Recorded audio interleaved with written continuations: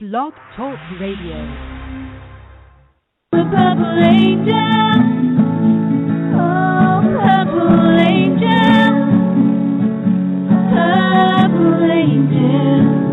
you're next to me. Purple angel, oh purple angel,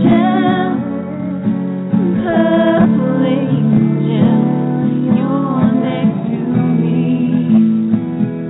You're next to me. You're next to me.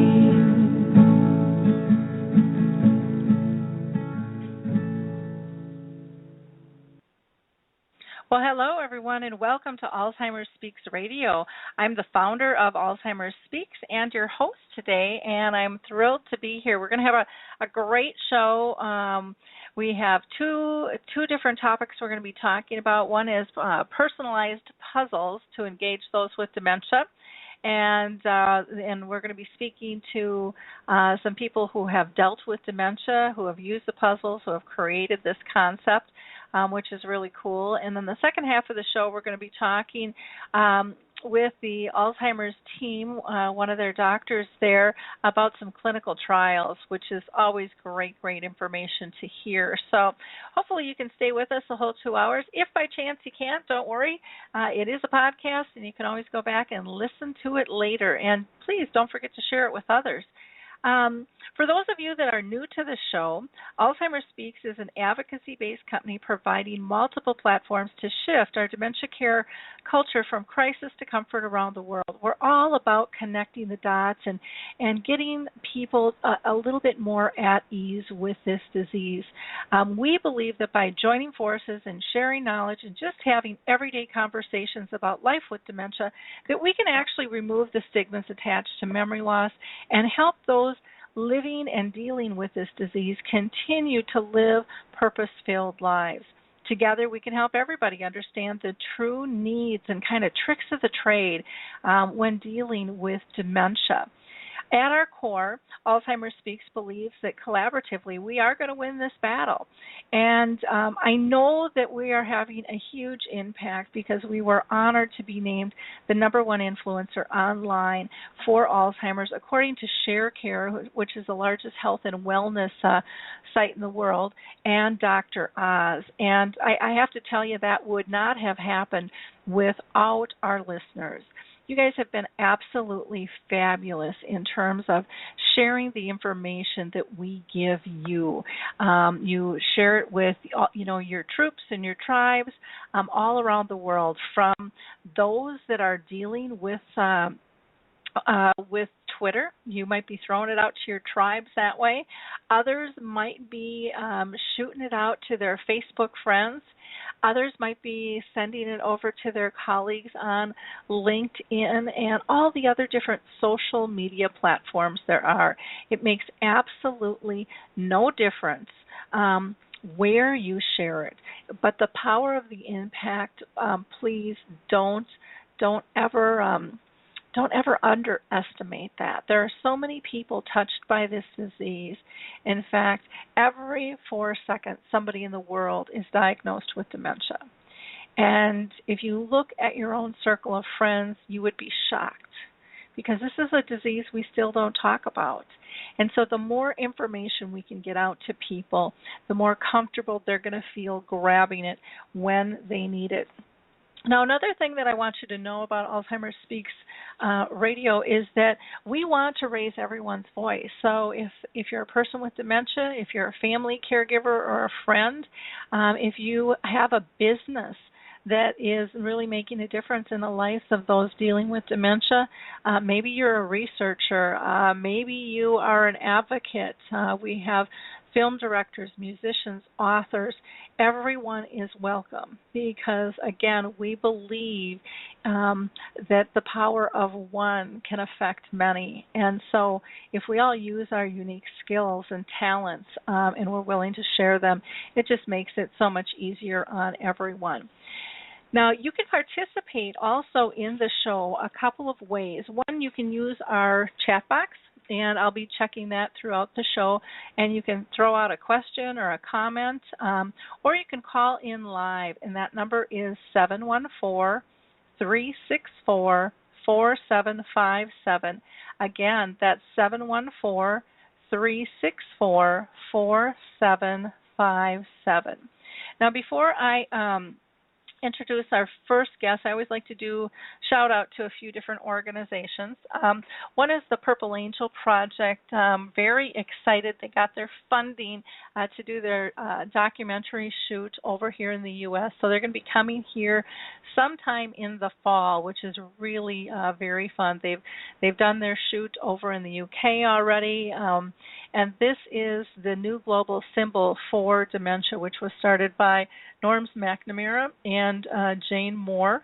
And, it's in over 17 countries. It costs nothing. And if you're interested in utilizing this symbol and, raising awareness, please go to AlzheimersSpeaks.com and then just go to our About page. You'll see the tab for the Purple Angel.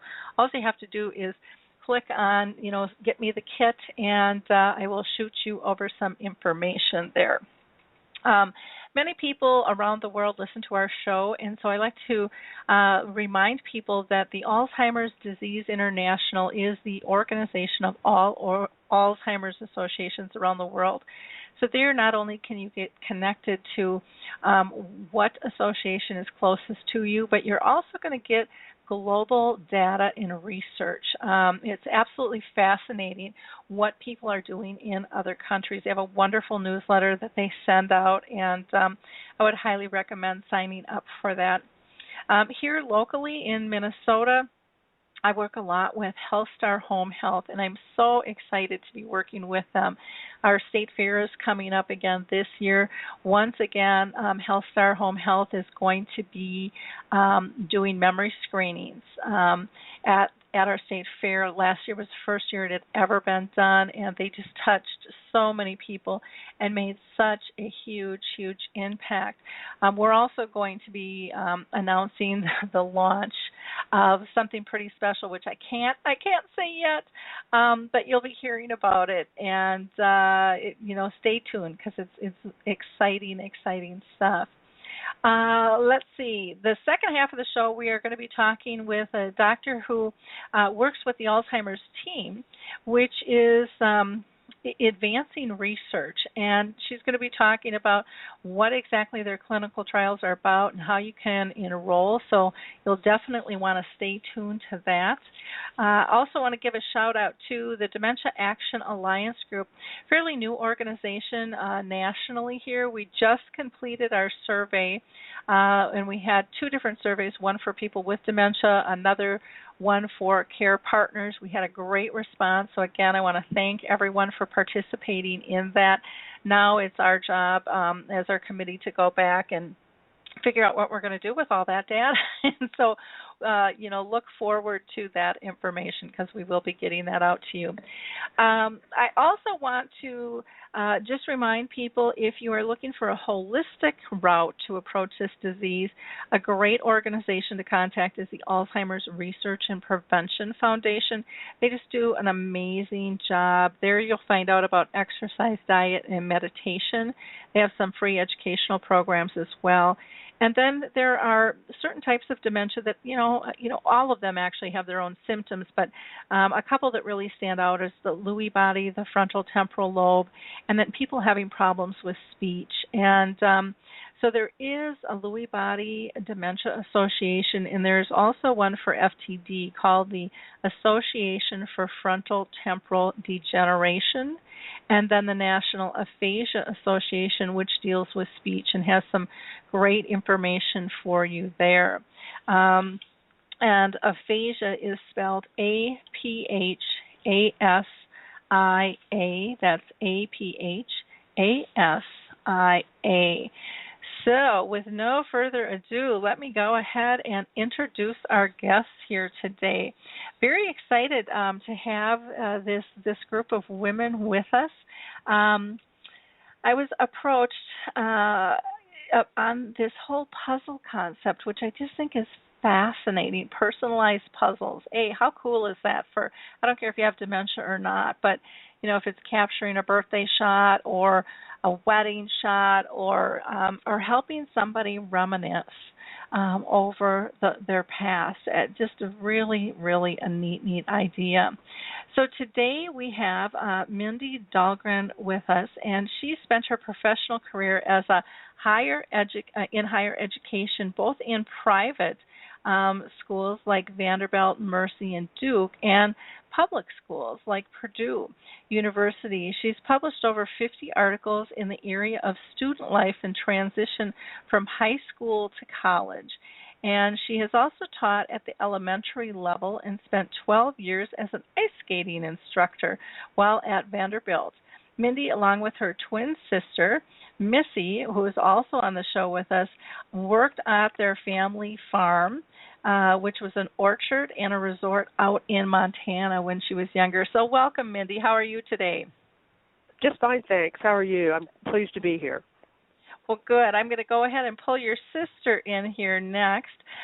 Melissa Dahlgren has spent 32 years in human resource leadership roles in the private sector, primarily in the consumer products industry, and Missy serves as a member of the Education and Scholarship 3 Committee at the Galena Territory Foundation. Missy and Mindy have both established the Mop Shop in August of 2014, which provides cleaning products to people as well. So welcome, Missy. How are you today? Good. Thank you so much. Good. I'm going to move on here and keep going with our introductions here.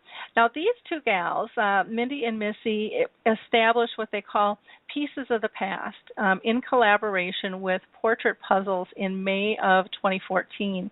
And it's their intent to really spread the word about the power of puzzles as a reminiscence activity for people with dementia. And, I can't wait to get into this conversation.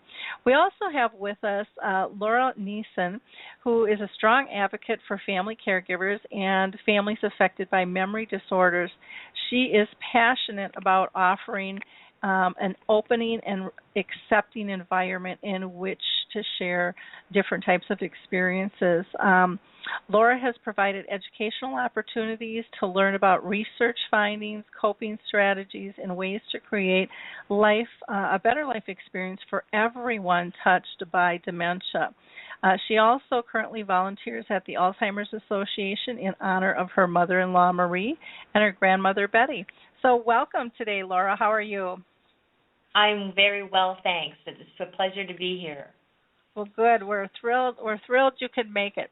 We've got one more guest here I'm going to introduce regarding the Pieces of the Past, and that is Linda Mordens. And her career and volunteer work went hand in hand over the years. Her passion began with her first job working in a nursing home in Michigan during her senior year of high school. And then she was a stay-at-home mom and served and earned her certificate of Braille transcriber for the Library of Congress in '73. She volunteers in school settings and meets the needs of the vision-impaired population, and has just done some really cool things in her life regarding Braille. And she also joined a caregiver support group and took over the leadership role as a facilitator of that group back in 2004. And that group meets the fourth Thursday of every month she's at the Midwest Medical Center. So welcome, Linda. How are you doing today? Good, thank you. Well, that's good. It's really a pleasure to be on your program. Well, we're excited to have you. I do want to mention, too, that Jay McNamara, the owner of Portrait Puzzles, was unable to make it with us today because that's who these ladies, Mindy and Missy, are working with in terms of their Pieces of the Past. So let's start, and I'm going to throw this one out to you, Mindy, first. If you can give us a background, because it's always nice to know how people kind of got involved in advocacy for dementia. Can you tell me on behalf of you and your sister, were you guys touched in your own family? And just give us a brief little background there. Sure. Yes, we've both been touched.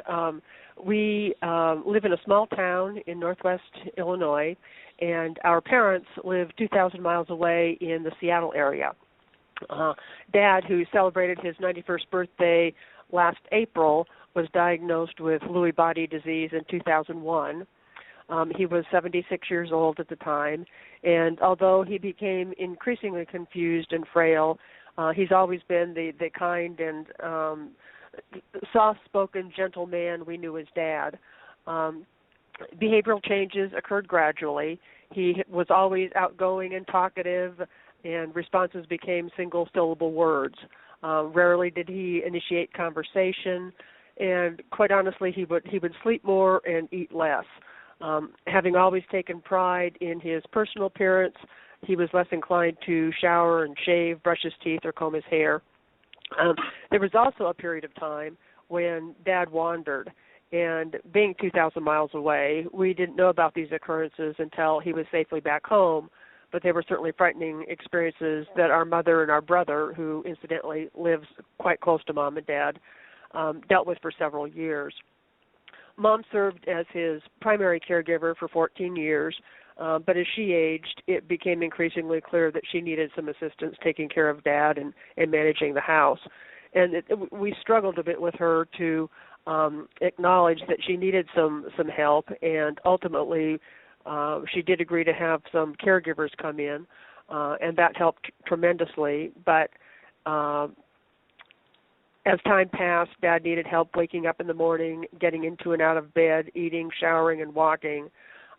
Some days he would sleep 20 hours or more, and he was increasingly confused about where he was. Mom's challenge really became getting nourishment and medication to him in a timely manner. So in late January, he transitioned to an adult family home. It was a difficult decision, as you might guess, for Mom, and she agonized over it for many months. But it was a decision that we supported, and particularly as we grew increasingly concerned about her own health. She was always in duty and constantly in guard. When she slept, she did so fitfully with one eye open and one ear always open. But plans for the transition were made with great care. We made decisions about the possessions that Dad would take, and our brother had his new room set up before Dad arrived. We included family photos. He had restored a Model A that he loved, and so a picture of his Model A went with him. His blanket and pillow, a chair from home, a pictorial chronology of his life that we'd presented to him one Christmas, a card table, and, of course, the puzzles that I know we'll have a chance to talk about later. The transition has been as good, I think, as it could have been. Dad's room is lovely. He's safe. The caregivers are kind, thoughtful, welcoming, and a member of the family has visited, or in our case, talked with him throughout each week. So we're continuing to take things one step at a time, always thankful for Dad's good days, and quite honestly, forever grateful for the many treasured memories we have of our much-loved parents. Okay, great. Mindy, anything you want to add to that? Or Missy, anything you want to add to that?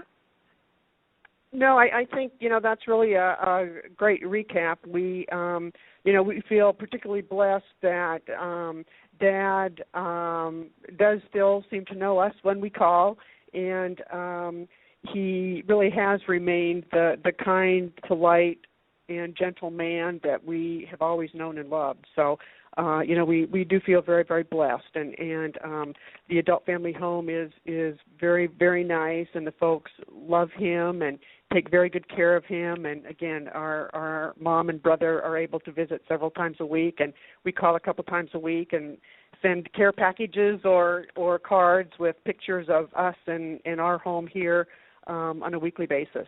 So again, it's about as good as it can be, I think. Okay, great.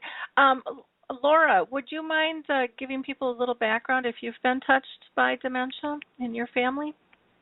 Well, of course. When I was a very young professional, I experienced, or my first experience, I should say, was watching my parents very lovingly and compassionately caring for my grandmother who was diagnosed with Alzheimer's.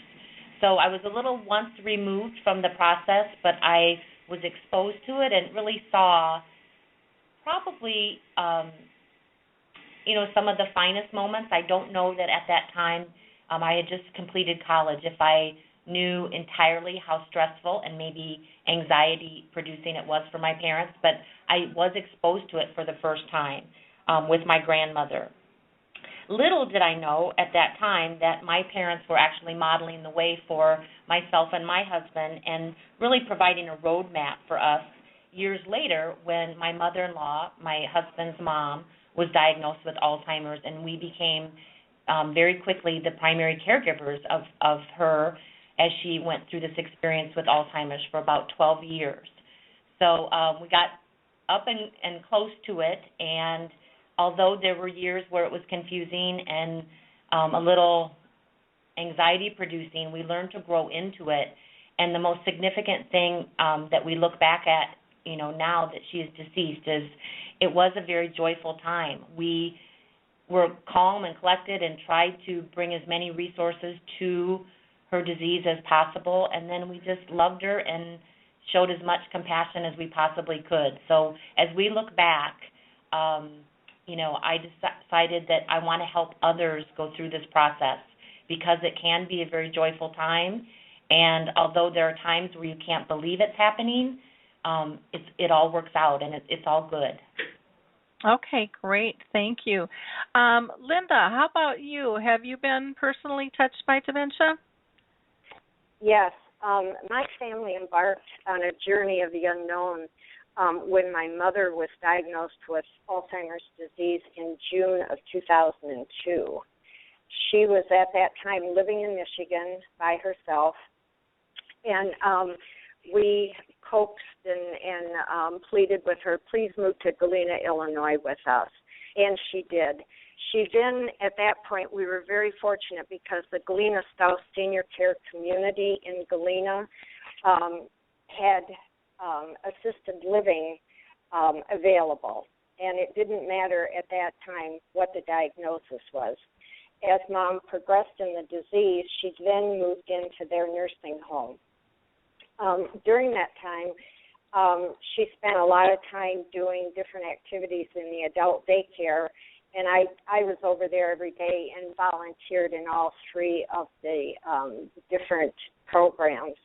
My mother actually did pass away in January in 2009, and she actually went through the 7 stages of Alzheimer's disease.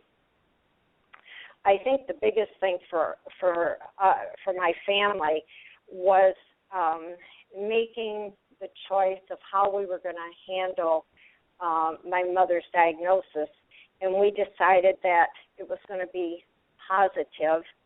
And the one thing that I've always said is that my mother had Alzheimer's disease. However, I was not going to let Alzheimer's rob me of my mother. So we met the challenges of the 7 stages. I agree with Laura. We did this with joy and by living in my mother's moment. I think probably the most significant thing for me was the caregiver support group in Galena. I joined that the minute I knew my mother had been diagnosed, and our group is still active, and it has been absolutely, I think, the most helpful, meaningful thing that happened along the line for my family, for myself, and for all the other people in the community facing this. Okay, wonderful. Well, thank you. I also want to just give a little shout-out here and pull Harry Urban in. He is with us, and Harry is actually diagnosed with dementia. So how are you doing today, Harry? I see you're on the line and are able to join us, so thank you. I'm doing fine, Lori. Thank you. I'm looking forward to this conversation. Well, good. Well, we will pull you in again a little later, but I just wanted to let people know you're there. So here he is, just a wonderful, wonderful man doing some great work in terms of raising awareness. And so he always has some great insight for us as well. You each kind of talked a little bit about what it was like in terms of dealing with your family, but I would imagine that there's probably some things that we can add. And so, Missy, I'm going to go ahead and pull you in for this one, and maybe if you can talk for you and Mindy, on what it was like, the whole family impact, and what kind of coping mechanisms did you use in terms of dealing with dementia with your father? Well, I think we are fortunate in that we have a very close family, and although Mindy and I are obviously far away from Mom and our brother, we talk often, and there were times when we did make trips home to be supportive of just going through the entire process and making some of the decisions that had to be made.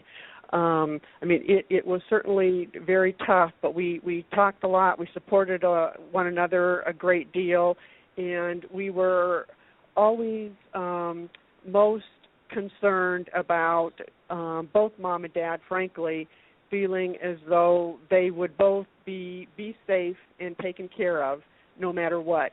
With us, it has always been, whether a job or anything else, families first, and that's pretty much been the way that we have, looked at this journey.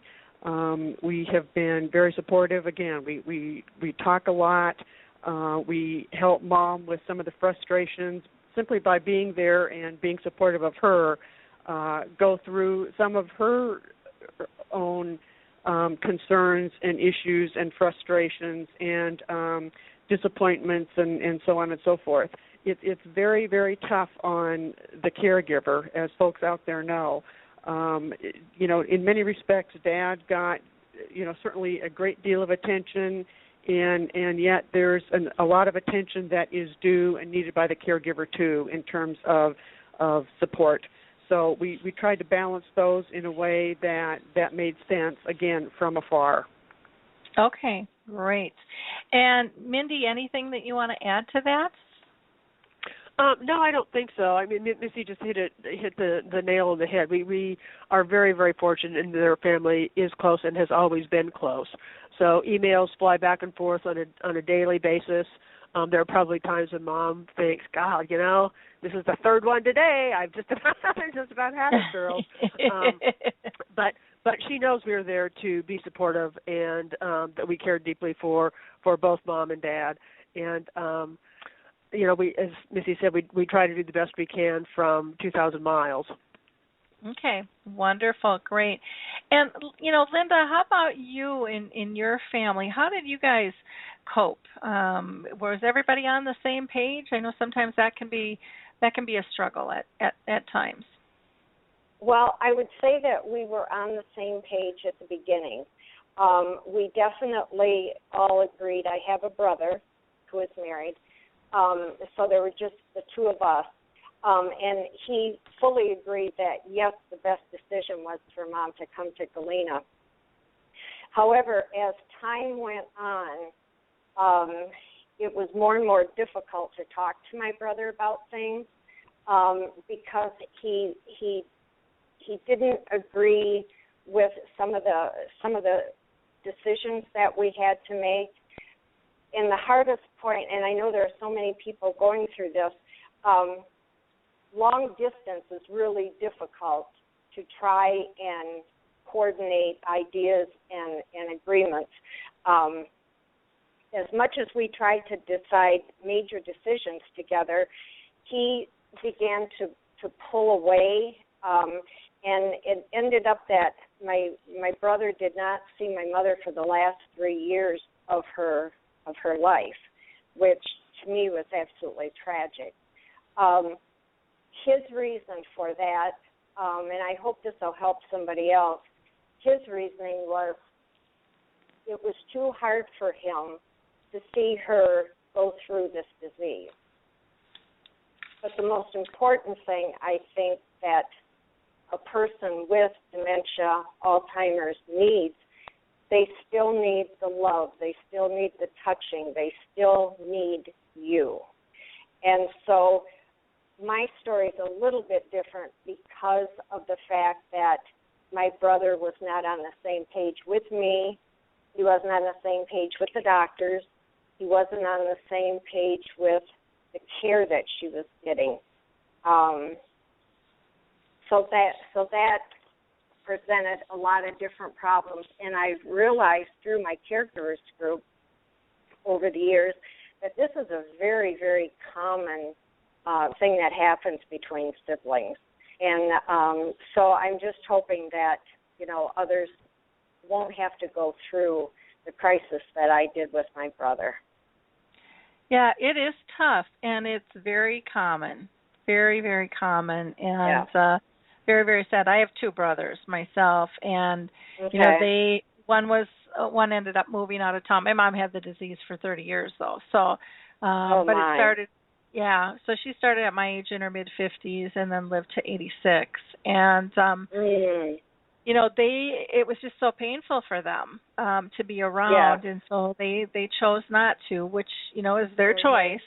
But it made me just feel so sad because I just felt like they lost out on so much.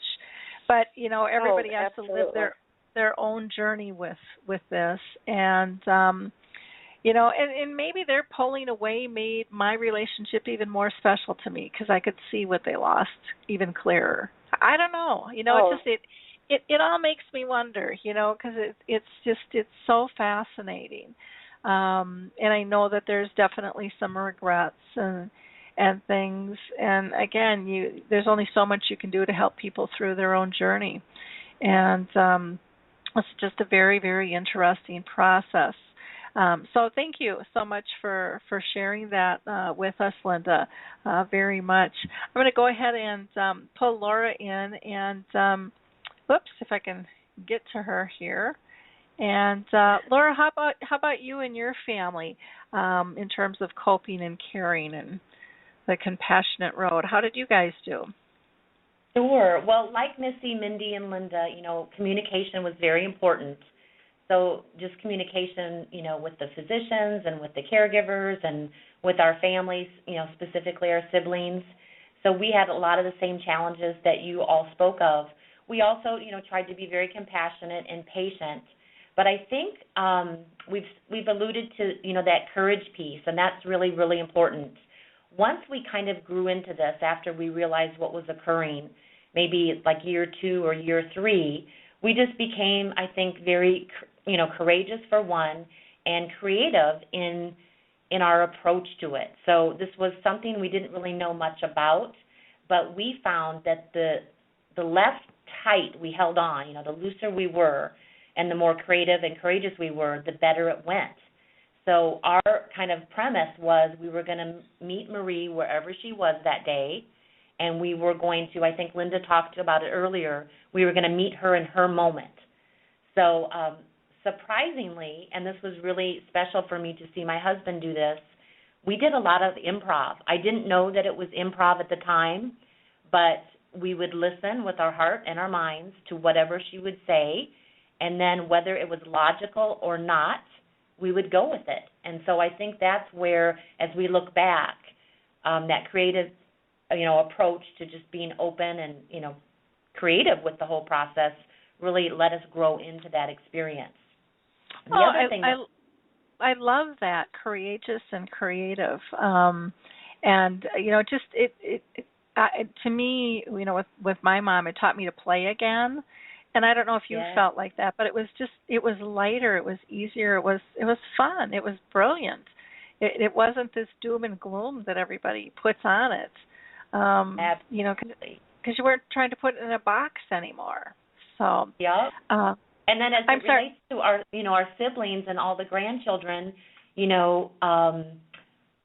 at times I thought maybe they thought we were too lighthearted about it, but, we tried to coach them and give them guidance on, what kinds of activities they could do with Mom, and some, met that suggestion really well and kind of got into the joy piece with us, and some were not as, they weren't as comfortable with it, and I wish they could have just been a little bit more, because I think they would, as you guys have already talked about, I think they would have experienced that joy with us.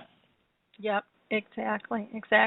Well, thank you for sharing. We do have a caller on the line, so I'm going to go ahead and pull them in. We've got somebody from a 951 number. You're live and on the air. Do you want to state your name and if you have a question or a comment for us? Yeah, this is Rich. How are you this morning, Lori? Good. How are you doing, Rich? Good. Enjoying your conversation. I really enjoyed the Parade Magazine's article back on June 21st regarding Alzheimer's. It was nice to see it out there in the public, and I do believe your name got dropped in the article too, Miss LeBay. Yeah, for Memory Cafe. So that was pretty cool. That has a huge reach. I think it's like 18 million or something like that. It's just kind of a massive reach. So we got a wonderful response off that. I think that's great, and from my perspective, that was actually published one day before the 1-year anniversary of my wife, who passed away at 59 from Alzheimer's. So through the process of the grieving and stuff, it just to let you know, it's so important to me to see that it's out there and that we start the conversation. And perhaps just getting the conversation out there will get more family involvement. And in my case, the family just was in denial. And as I was listening before, it's too sad for them. And there's really, without the publicity like that and the understanding of this disease, which I'm hoping we will get more of, it's probably going to persist until we get it out there in the public, what it's like to be a caregiver. And for me personally, it meant the world to me when someone would call the house and see my wife smile and laugh. And when you're in that box, as you say, just those moments charges up the caregiver. That's what I want to say, is that getting the battery recharged for a caregiver could be something as a simple 5-minute call from a family member. Great. Well, thanks for calling in, Rich. Appreciate your input. Have a great day. What you do, Ms. LeBay. Thank you. Well, that was Rich Garner, and I appreciate his call in. Why don't we go ahead and move on? One of the things that we don't typically do well, especially here in the States, is taking care of ourselves. So, Mindy, I'm going to throw this one to you. How did you care for yourself as a caregiver? And how did your mom and your other family members do? Well, that's tough, because I think you, or at least certainly Mom, has put Dad and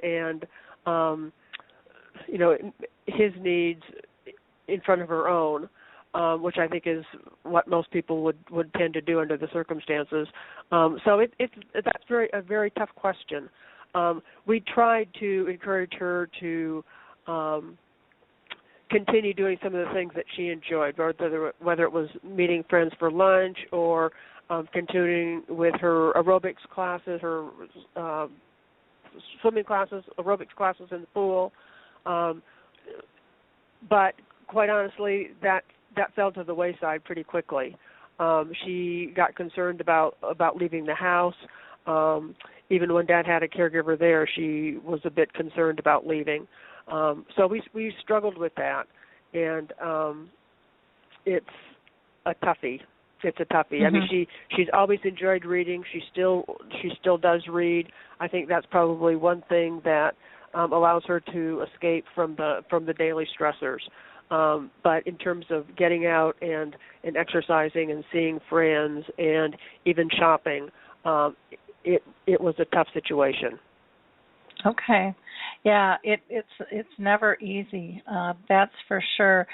Missy, how about you? Anything that you want to add? In terms of how you or you saw your family care for themselves as caregivers? Well, I think one thing that we do know that Mom was able to do, she is very much a people person, and so at several of Dad's doctor's appointments, she did meet folks who were going through similar experiences, similar journeys, and she has maintained contact with those folks. And that's, I think, been very helpful to everyone involved. I mean, she could actually talk to somebody who was going through the same thing, who had the same struggles, who had the same frustrations, and that was huge for her. And those relationships are very special and, again, very helpful. Because many of the caregiver programs in the Seattle area tend to be in the evenings after the caregiver would leave, she didn't really have an opportunity to engage in those as much as we would have wished or she would have wished. But there were certainly social workers that she met with and folks from the doctor's office that did prove to be very helpful, very supportive, and did make, I think, referrals that we found, again, very positive and very supportive. Okay, wonderful. And Laura, same question for you. How did you and your family deal with taking care of yourselves? Well, we did it very poorly. Like most families. I was going to say, we really missed on this area, and it's crazy because when we have our support groups, you know, I always tell people, you're really taking care of two people here. You've got to take care of yourself first so you can care for your loved one. But yet I'm a big liar because we didn't do it. So here's what we had, just like many other families. You know, we had our jobs and our kids and our grandkids, and we were caring for our mom, you know, in a long-distance way, 2 hours away. And so we just forged on. I think about midway through her journey, we realized the beauty of, you know, divide and conquer. So we finally figured it out, but we realized that if we scheduled family members and friends to visit, you know, in a divide and conquer kind of way, that she could experience that richness of having close people by her, but it, you know, of course, didn't need to always be us. We just need to pulse it. So she had a lot of engagement and then ultimately a lot of happiness and well-being, but we weren't in charge of all that. It took a community of family and friends to keep her plugged in and engaged. Mm-hmm. Yep. So true. Thank you. And thank you for being honest, too. Yes, Linda, I'm sorry. how about you and your family, Linda? Well, I think I was very fortunate in the respect that I had been retired during this whole process. So I was able to go over to the Galena Spouse Senior Center, and I was with my mother every day. And over there, everything about the center was positive and uplifting, no matter what situation or illness you had or diagnosis. So we did. I have to say, I really, and my husband, he's been just an angel through this, and would, I think, agree with everything I've said. We had fun with my mother. We were able to do things for her that were so good for her, just for her, dignity and respect. She started painting when she was 65.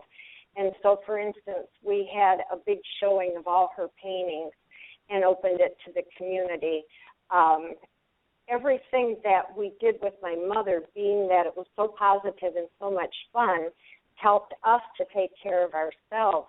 We had that energy of knowing that we were all coping and doing the best we could for her, and that allowed ourselves time to exercise and just our daily experiences of being out in the community with Mom or being at the senior center provided us with the social. It provided us with being able to ask questions. It provided us with time that we could go and do some things for ourselves. Okay, great. Thank you.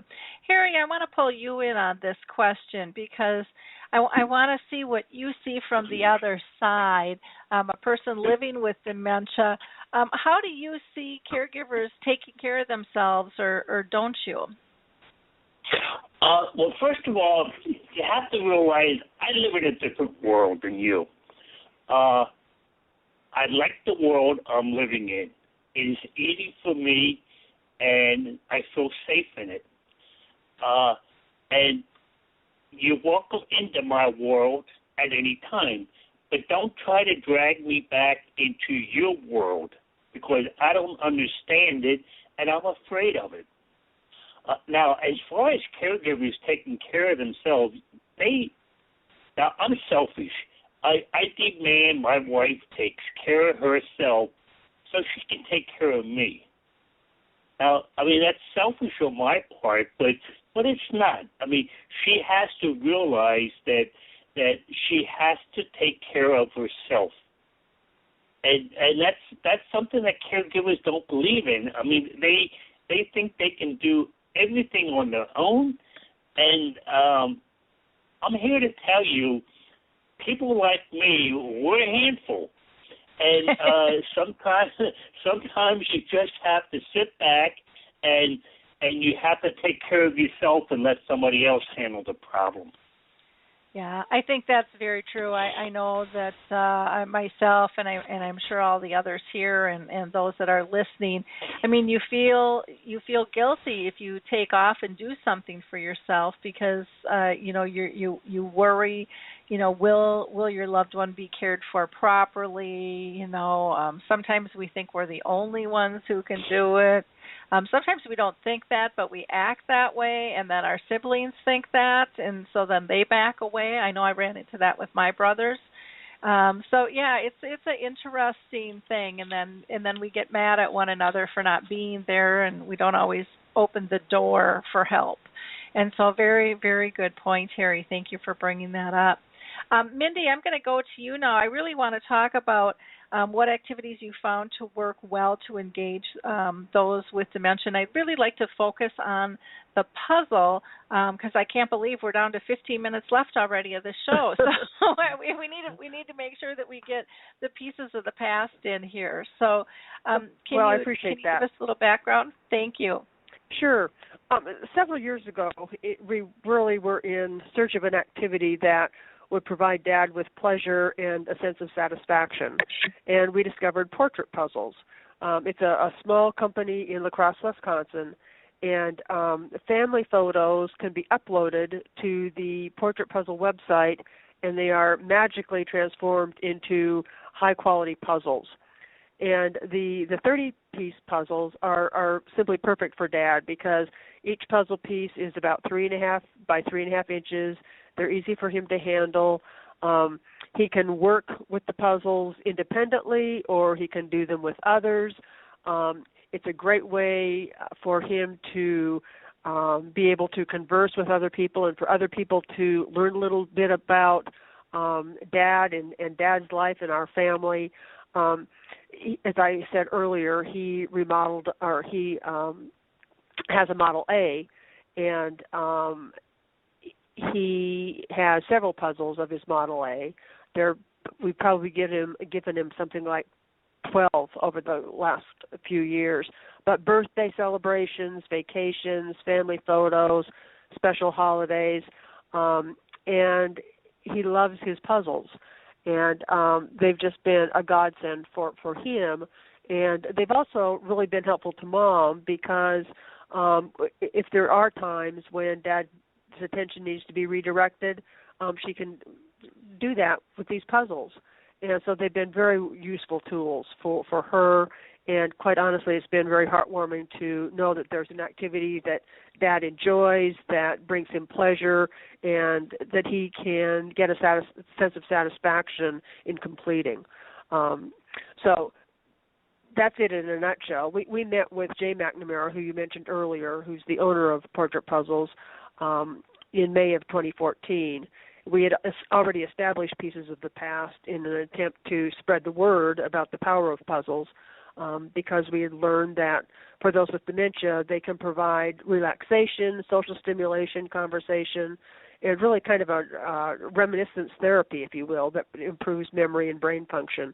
So it's just been a great tool for us, and we really are very anxious and eager to spread the word to others so other families can derive the same pleasure that we have.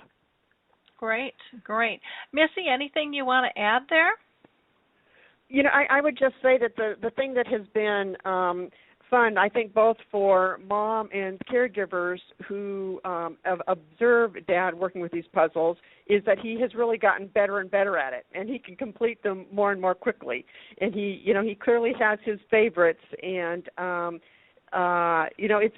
it's been great. You know, I think again, to Mindy's point, it was important for us to find something that Dad would both enjoy and would feel some success with. And so I invite folks to take a look at piecesofthepastpuzzles.com and see if it might be something that would help them. We really believe that we are, all on this journey together, and that if we can help other folks learn from our experiences, that's really what it's all about. And so, again, spreading the word is important to us, and again, if we can be helpful, that would be a terrific reward. Okay, and quite great. frankly, Mom and Dad would want us to be doing just this. Mhm. Yep, which is cool, sharing your knowledge. Laura, I want to ask for your opinion, since you work in a community setting. What are your thoughts with Pieces of the Past?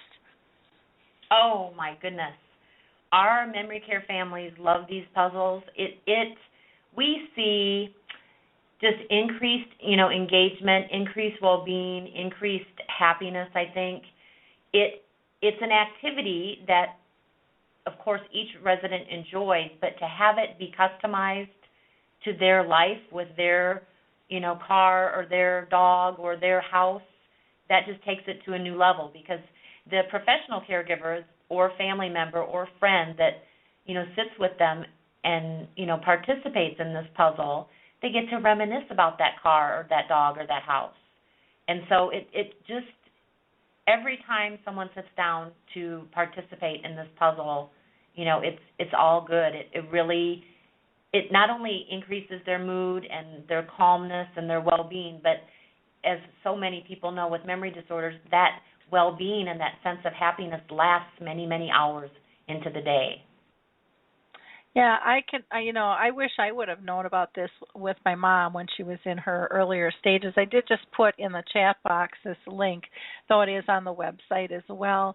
But I see so many different uses for this. Dementia or not, I just the sharing of history, which is something we don't do very well.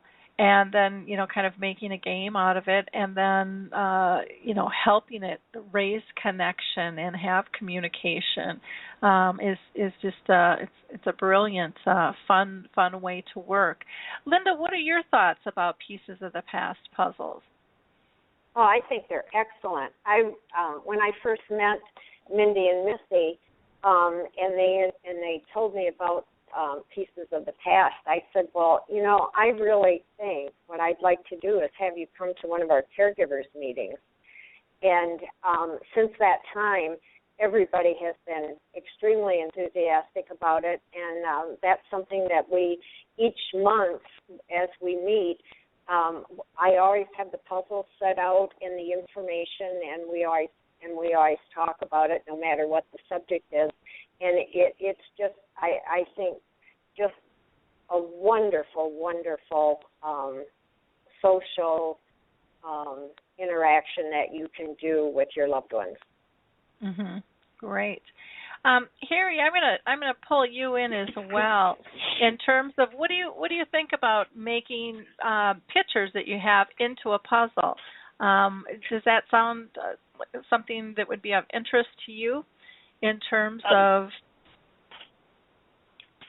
Absolutely, Lori. I love puzzles. I love the concept of maybe a group family portrait or something, maybe at a picnic or whatever. And as we're building the puzzle, we're telling the story of the picture. Like when we put the picture or the piece of the puzzle of an aunt, uncle, sister, brother, whatever, we tell a little story about that. That's what makes putting these puzzles together so much fun when you can interact like that. It's just not the fact of picking up a piece and making it fit. It's the interaction that goes along with it. Now, one of the questions I do have, I'm really interested in this, but a lot of times wonderful ideas are wonderful, but we can't afford them. What's the price? What's the price range of some of these puzzles? Okay, and Mindy, I'm going to go ahead and throw that back to you. Sure. The 30-piece puzzle that I had mentioned, it's 16 by 20 inches, and it's $34.99 plus $5 in shipping. But if you enter the Pieces of the Past promotion code, it's POP, you receive a $2 discount. And then Jay has been gracious enough to offer a donation to the Alzheimer's Association and Caregiver Action Network for $5 for every puzzle sold. Great. That's wonderful. Any other comments, Harry? No, I'm really excited about that because I always look for new ways of challenging people living with dementia, and I get so much pushback because people think they can't do that, and things like that. But puzzles are the perfect thing that you can let us tell the story. You know, we might need help putting the pieces together, but if you're smart enough, you can draw some kind of a story out of that puzzle, and that's the key. That's what makes it all so worthwhile. I agree. I definitely agree. Thank you for your insight, Harry, and it's always so helpful for all of us. Missy, I'm going to throw something to you, and that is, what kind of challenges and opportunities do you think there are in terms of reaching out, to care partners? I think, from my perspective, there are really a couple. Certainly the timing of when support may be available, as I alluded to earlier, that doesn't always work into a caregiver's schedule. So I think that's something that's always going to be a challenge and an opportunity. And I think that there is, still significant hesitation on some folks' part to admit that they need help. Most people, or many people, won't want to raise their hand and say, "I could use some." And so I think as we continue to talk about the challenges and talk about the journeys, that people will engage in a way that is more supportive, and others can come together to provide the help that they need. I think people want to be helpful. I think it's how can we be helpful, and how can we encourage those that really need support and need help to feel okay about asking for it. Good point. Mindy, how about you? Any challenges or opportunities in terms of reaching care partners that you see? I'm not sure I have anything to add to what Missy has just said. Okay. I really don't. Okay, that's fine. And Linda, how about you? Well, I think one thing is if someone does say to you, gee, I'm available for you, let me know if I can help. I think what you have to do is give specifics. If someone does reach out to you and you take their help, tell them that on Monday at 8 a.m. I need to go to a doctor's appointment, but I need someone to stay with mom or dad during that time. So I think when people do reach out to you, give specifics so that they can say, yes, I'd be happy to come over, or yes, I'd be happy to drive, so that they also feel like they're helping. Okay, that makes a lot of sense. How about Laura? How about you? What do you think in terms of challenges and opportunities for reaching out to caregivers. Any suggestions there? Oh, yes, this is a topic near and dear to me. I say, there's a courtesy answer when someone asks the primary caregiver, how are things going? How's Walter doing? There's the courtesy answer in which you reply, fine. And I think it depends on who's asking. If they are a close family member or a friend, I always encourage our primary caregiver to just think about that question before you answer it. I think they don't know how to answer it, so they just say fine and move on to the next topic. What I encourage them to do is say, oh, we're fine, thank you. Although Walter's having difficulty with his sleep cycle. He is, sleeping during the day and up all night, and therefore I'm up all night. So anything that you can do to help in that regard, maybe, and then like Linda says, really get into specifics. Would you be willing to come over to the house for a couple hours during the afternoon so I can take a nap? Because, of course, she's been up with him, all night. So I think I encourage people to think about, A, who's asking the question. If it's an acquaintance, to give a courtesy answer is fine. But if it's a adult child or a very close neighbor or a friend who's trusted and in your circle and knows really what's going on, just say, gosh, we had a rough week this week, and I need some help with groceries, or I need some help with this or that. So I think there are so many folks close to you that want to help, they just don't know what to do. So I talk to the primary caregivers about really taking a leadership role there and expressing clearly what they do need help with, because that friend or family member does want to help. They do. Yep, I agree. And it's such a twist and turn in terms of people's comfort levels, and that dance of, I know I'm supposed to ask, but I'm not quite sure what I'm supposed to do from there, and we're just not good at receiving help at all. And so it's so easy for us to turn it down. So, well, listen, ladies, I thank you all so much for being with us and sharing your stories and letting us know about Pieces of the Past Puzzles.com. I just think it's a fantastic opportunity for everyone to be able to utilize these, get your home pictures made into puzzles. What a fascinating thing for people with dementia, for children, for adults of all ages. I could see this being a really kind of a cool gift to be able to give people in remembrance of just an absolutely fun time in their life and helping them engage. So thank you so much. If people are interested, they can also email Melinda, and her last name is DALGARN @AOL.com. And again, you can go to www.piecesofthepastpuzzles.com, or you can go to portraitpuzzles.com as well. Thank you so much for being with us, ladies. Appreciate it. Thank you so much. It's a pleasure. Thank you. Great. Thank you. You guys have a wonderful day.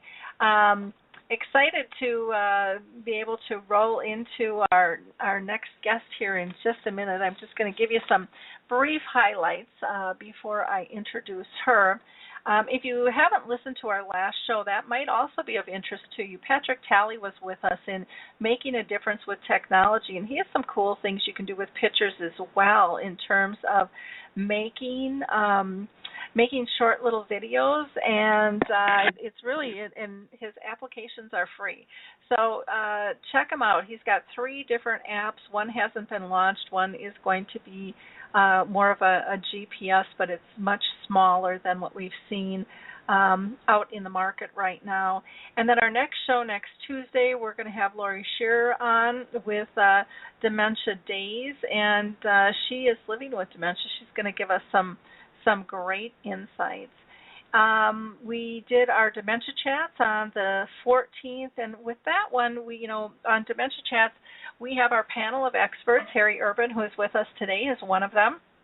And we discussed about the moving target of a person with dementia, with their abilities and disabilities, and how it fluctuates, and how that can affect not only the person who's diagnosed, but those that care for them. And then we discussed the launch of the new Dementia-Friendly America and what that means for us today and tomorrow, and what people would like to see happen with this. So that is also recorded.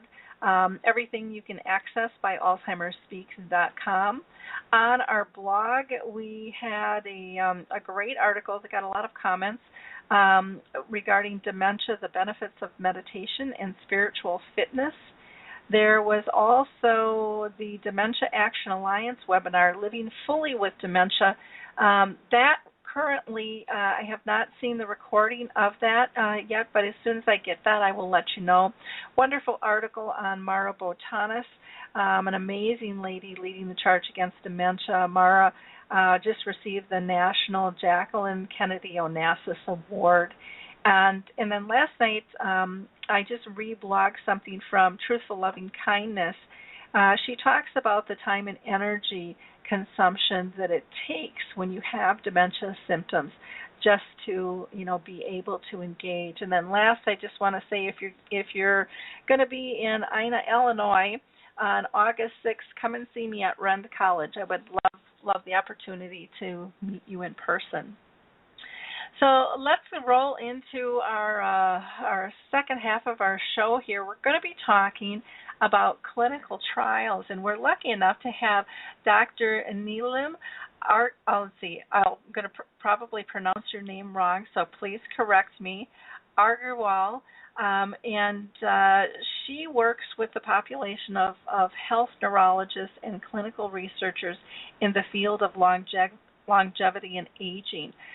She is also the co-leader of the Rush Alzheimer's Disease Clinical Core in Chicago and an associate professor in the Department of Neurological Sciences at Rush University Medical Center. She's authored more than 40 manuscripts and presented at national and international conferences on topics of aging and dementia. She's a frequent blogger for the Alzheimer's Disease Cooperative Study Group, and comments on her findings on aging research in the area of both women's brain, racial and ethnic and minorities, and special populations. So thank you so much for being with us today. How are you doing today, Doctor? I'm doing fine, and thank you for inviting me. And I'm going to ask you how you pronounce your name, because I know I just cremated it, and I apologize for that.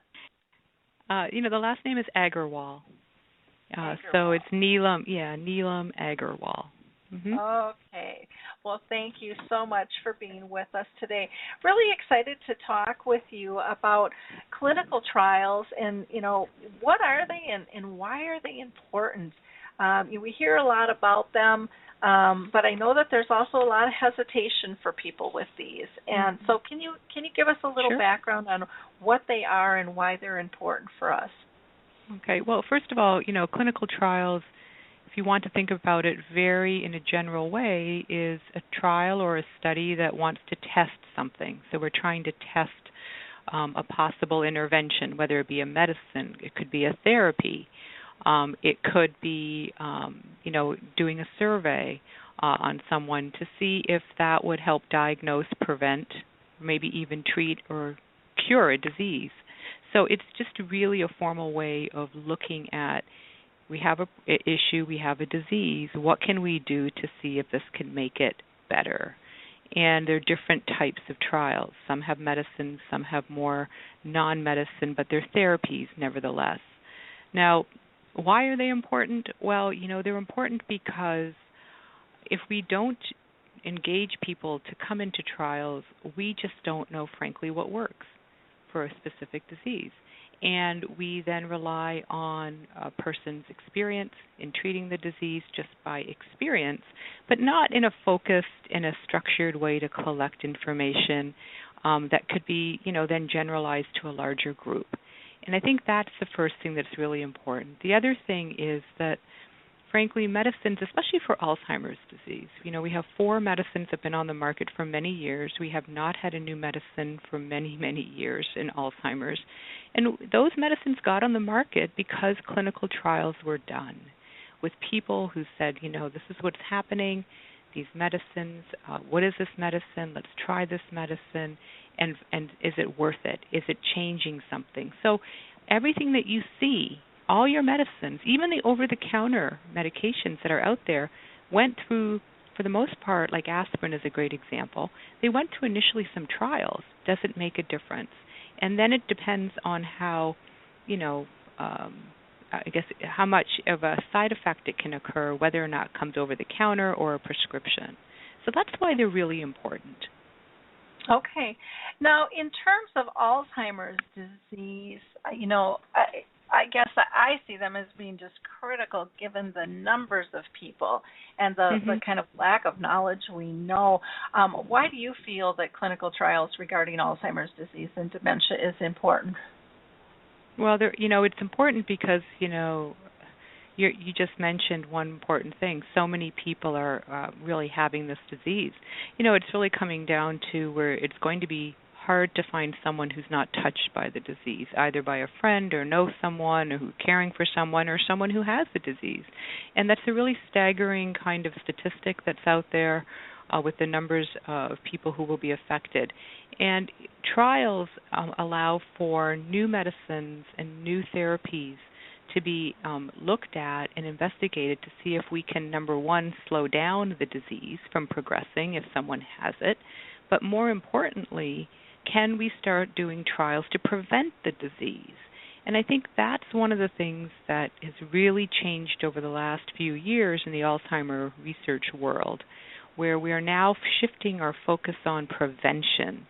And we've never really tried to talk too much about prevention in trials, and this is where we're really encouraging people to look at trials again, think about trials.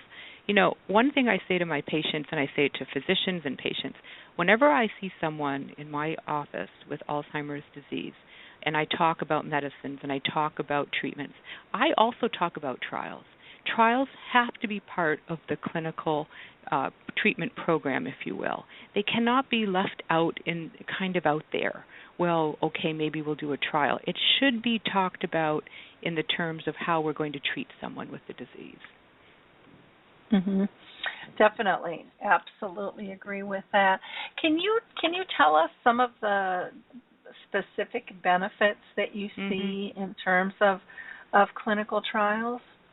Yeah, and I'm glad you bring that question up because there are benefits for trials that sometimes people don't realize until they get in a trial, and then they start talking about what they expected and also what they got out of the trial.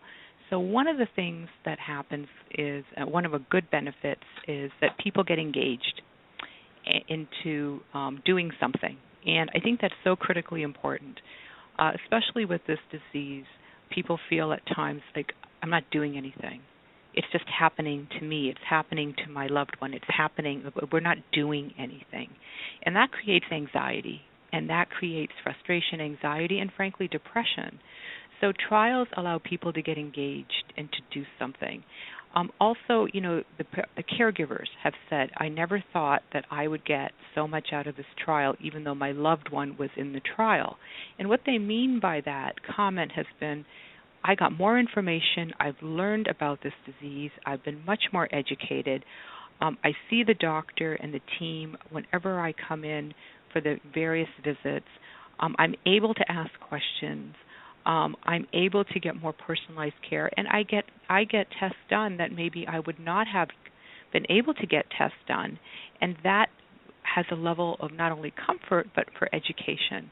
And I think that's really important, and people, they continually tell me that, wow, I didn't realize this is what I would get out of participating in this trial. Yeah, that's huge. I mean, some of the benefits that you listed there are it's really, huge. really important. Yeah. Now, another thing that we're hearing so much about in terms of early detection, and there's been articles that some doctors know, but they're not even telling their people. Why do you think it's important that there is early detection? Well, I think when you think about early detection, if you look at the research and the research that I'm involved with, is that we know that changes already occur in the brain up to about 20 years before any clinical symptom occurs. So what does that mean? It means that the brain is already undergoing changes before the symptom of forgetfulness, especially like in Alzheimer's, the short-term forgetfulness starts to appear. Okay, the brain changes are occurring, let's say, before maybe the mood changes are starting to occur, people becoming more quiet or having more difficulty with language or spatial types of tasks. And that's important. That's an important comment. It's an important research finding because it's now pushing us to say, okay, we need to start talking about what can we do to, number one, slow this down if it's going to occur, but number two, get medicines on board, if you will, at that stage so that we can prevent it. And I think the biggest thing, that has totally pushed this changes occurring up to 20 years earlier has to do in two areas. Imaging of the brain has taken off, and we are now imaging the brain and seeing not only what the brain looks like, through an MRI, which many people are familiar with, but we are now looking at what the brain does. How is the brain functioning? And that's coming through special scans called PET scans, which can look at blood flow and can look at where the amyloid, the proteins in the brain that are causing some trouble, are really located. And that is the biggest driver, neuroimaging. And then we also know people who've had brain autopsies done, and that's something we do at Rush, and we do many of them. We know that people who've had no signs of Alzheimer's disease can have plaques and tangles in the brain.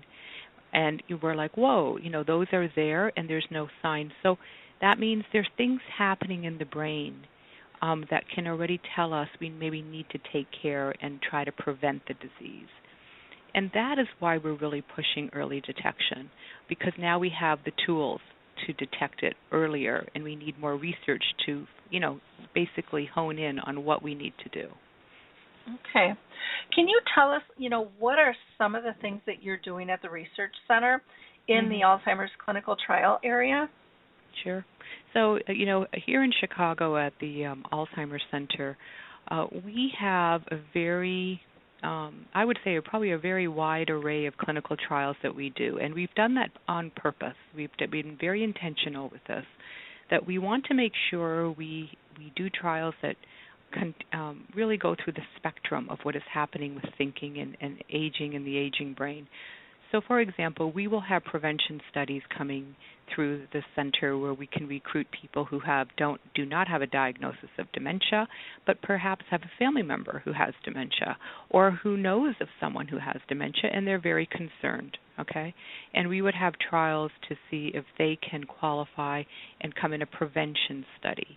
Then we have trials that have to do with the diagnosis of dementia. So a doctor has diagnosed dementia, feels it's Alzheimer's, and then the question of the now what.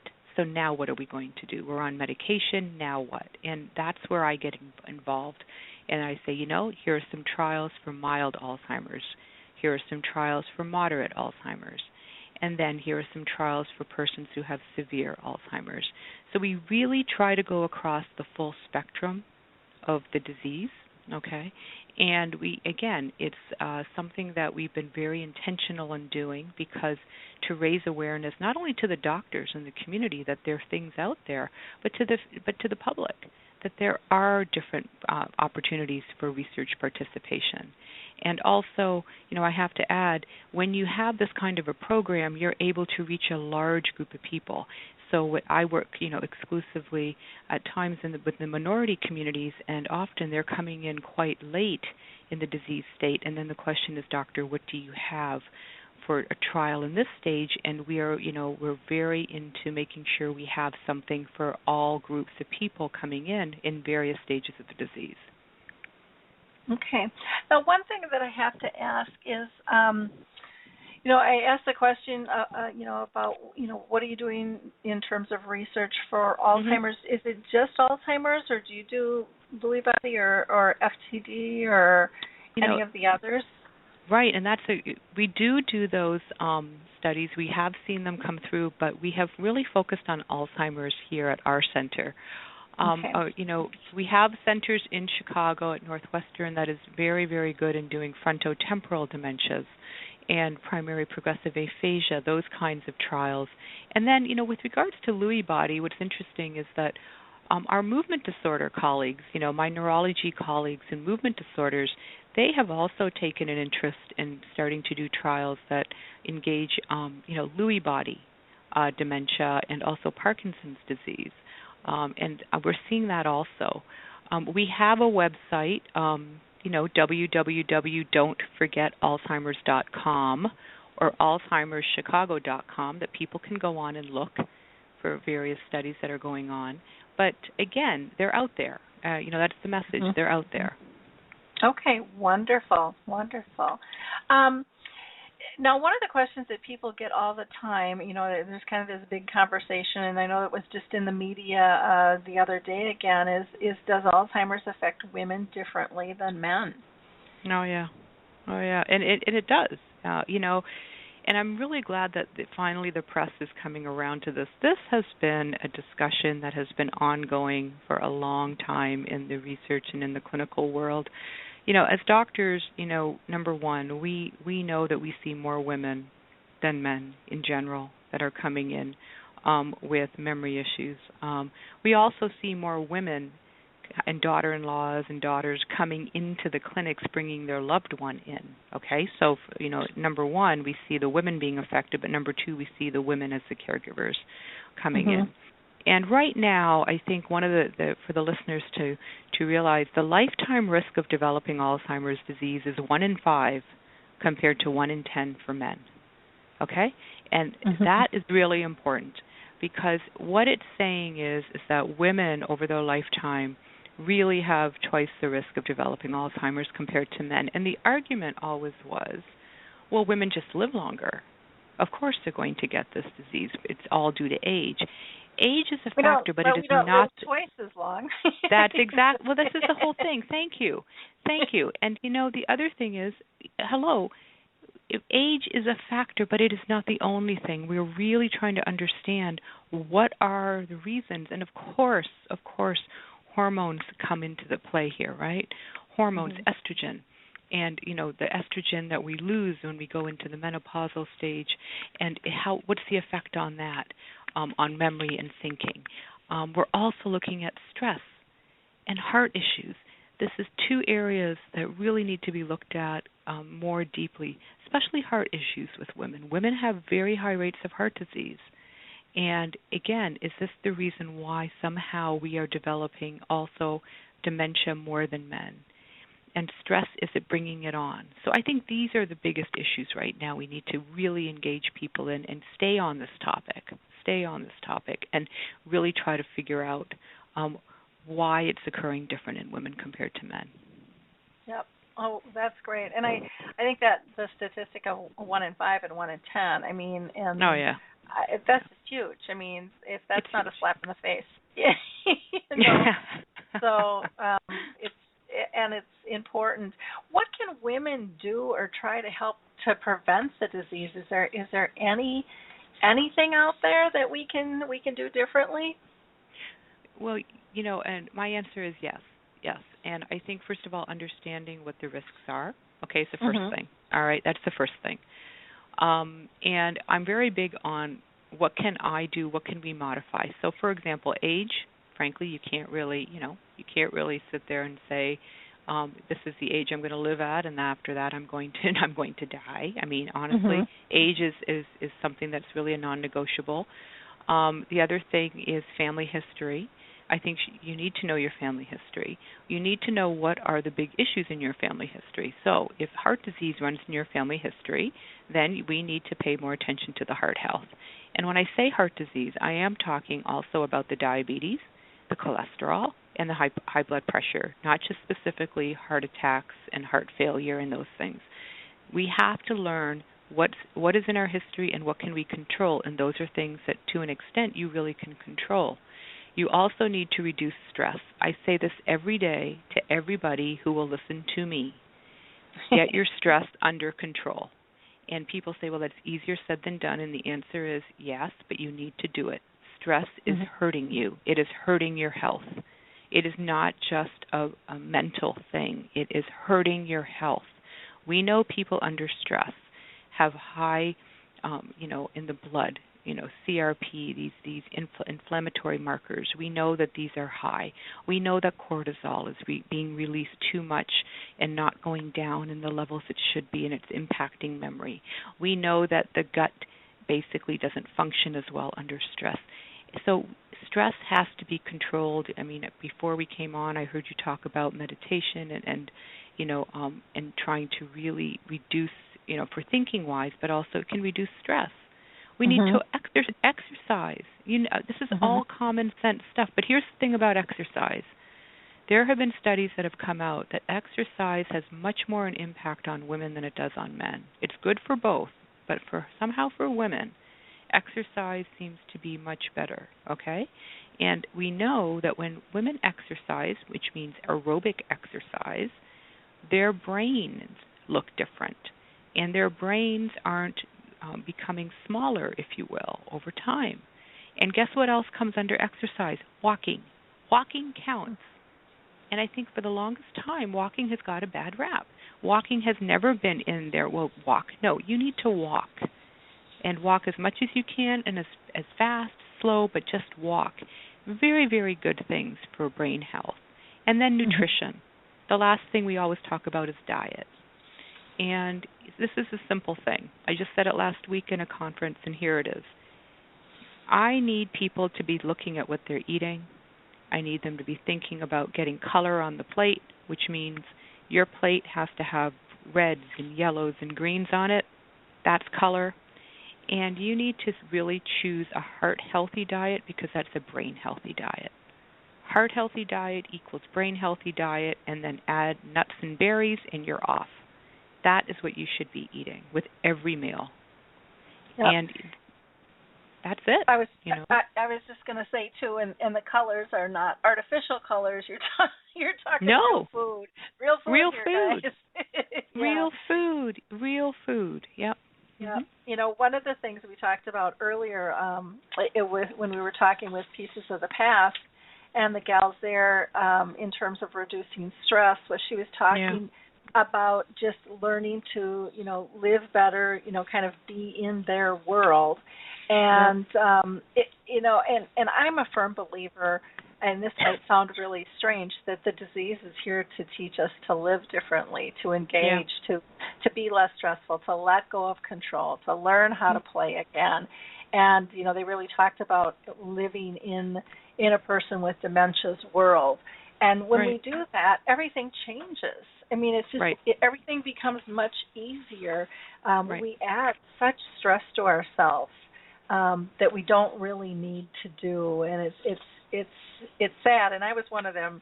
My mom had the disease for 30 years, so I mean, I get it. And she started in her mid 50s and lived till 86. But we had a brilliant life together, and I wouldn't have given that up. But I think it was either Linda or Lori who talked about living more courageous and more creative, and it was really kind of almost an improv state that reduced that stress level, and they just had a lot more fun, exactly. in terms of engaging. I think we, as women especially, we're almost taught from very young ages to be that care provider, that caregiver on multiple levels, and it is a stressful role, when you're trying to live everybody's life, and kind of keep it on par there. So great information there.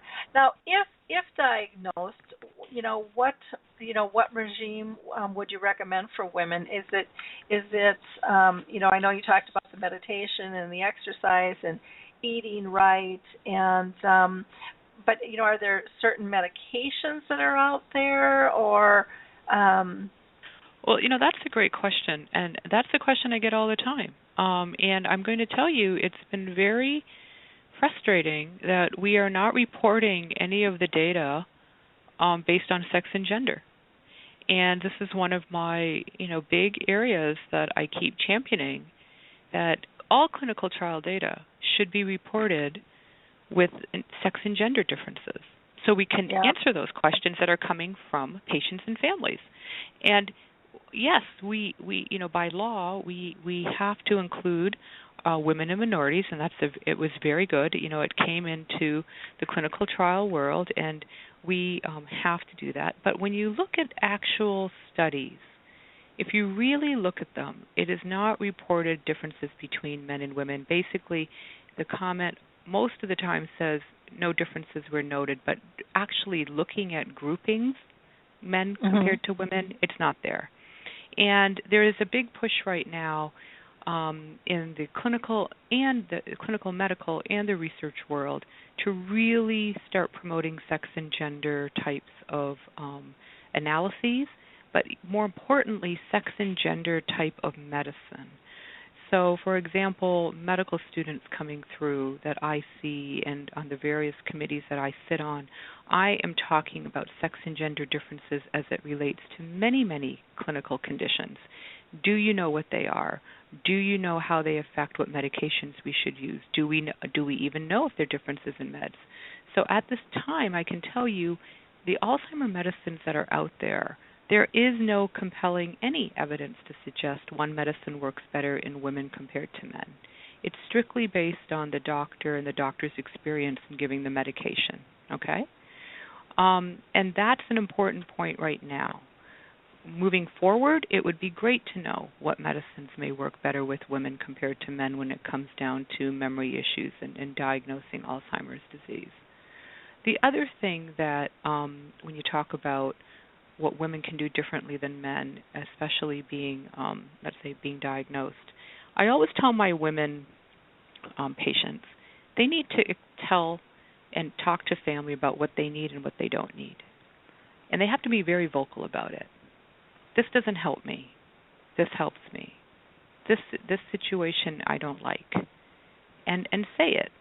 And because, when you're a caregiver, yes, you have been with the person. You're either a spouse or you've been the daughter, the son. But, you really may not know what the patient needs. And I tell especially my women, be vocal, stay vocal, and express yourself. Women tend to express themselves more than men. We know that. And therefore, if that's the case, they need to continue to express themselves even if they've been diagnosed. Okay?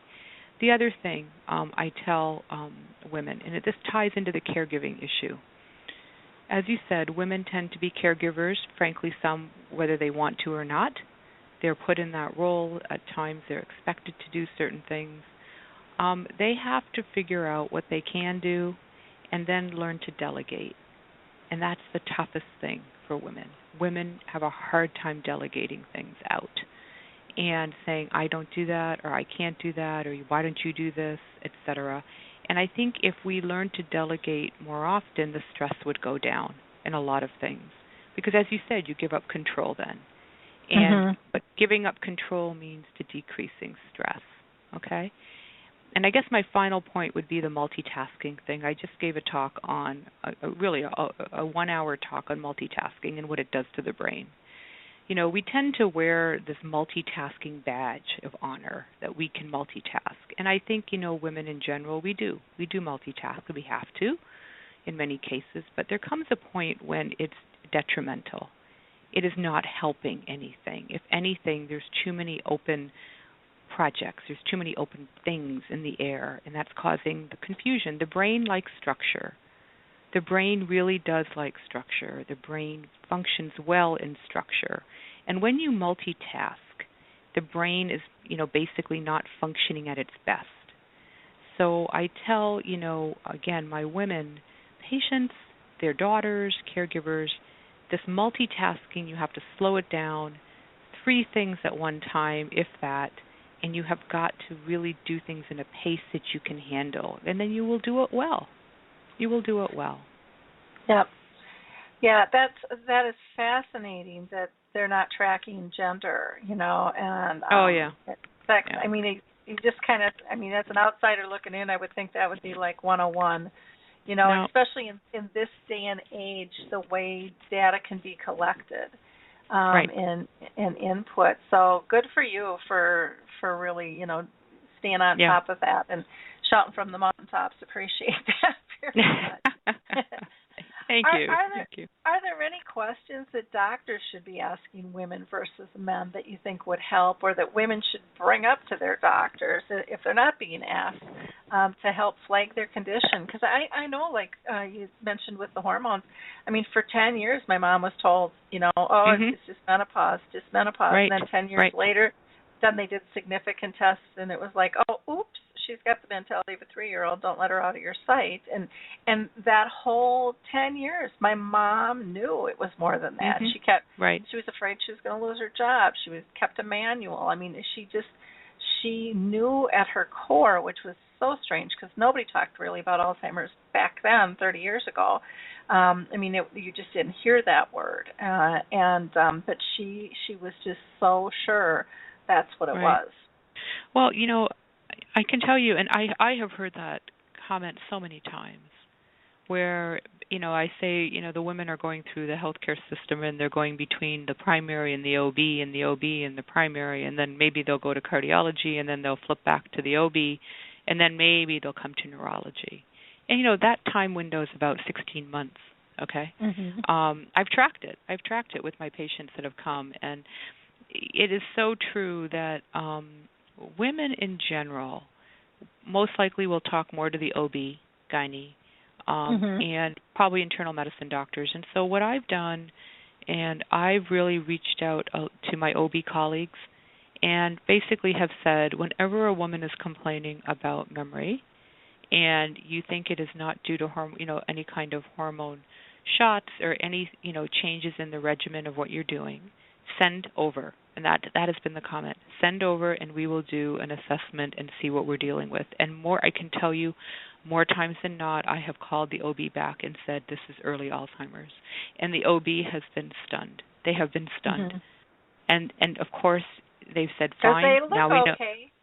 Right, they look okay. Or they just say, this is such a common complaint.